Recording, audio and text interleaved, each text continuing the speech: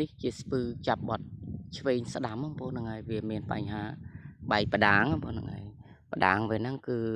6304វាបែកមកជារៀងបងប្អូនហ្នឹងហើយរួចវាបែកប្រអប់លេខគោយន្តវាមានបញ្ហាបែកទៅវាគាំងបងប្អូនហ្នឹងហើយ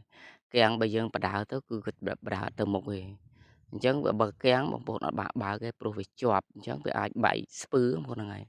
យើងកុំបើកទៅមុខទៀតអញ្ចឹងយើងអាចលើកដាក់លើគោយន្តឬមួយយើងដឹកយកមកឲ្យជាងគាត់មើលអញ្ចឹងដល់ពេលខ្ញុំដោះមកឃើញមានបញ្ហាបែកផ្ដាងមួយគ្រាប់បងប្អូនហ្នឹងហើយអញ្ចឹងផ្ដាងវា2គ្រាប់អញ្ចឹងស្ពឺ14ហ្នឹងវាមានបត់ឆ្វេងស្ដាំហ្នឹងយើងចាប់ឆ្វេងបត់ឆ្វេងចាប់ស្ដាំបត់ស្ដាំហ្នឹងគឺហៅថាស្ពឺ14ហ្នឹងវាបែកផ្ដាងស្ពឺ14ហ្នឹងអញ្ចឹងបើបែកផ្ដាងស្ពឺ14ហ្នឹងគឺបងប្អូនមិនអាចបើកបានទេគឺវាសកម្មភាពរបស់វាគឺវាកាំងឬគឺវាលន់ស្នូលក៏ក្រឹបអញ្ចឹងយើងអាចផ្លាស់ប្ដូរវាសិនបងប្អូននឹងអាចបើកបានអញ្ចឹងស្ពឺវាហ្នឹង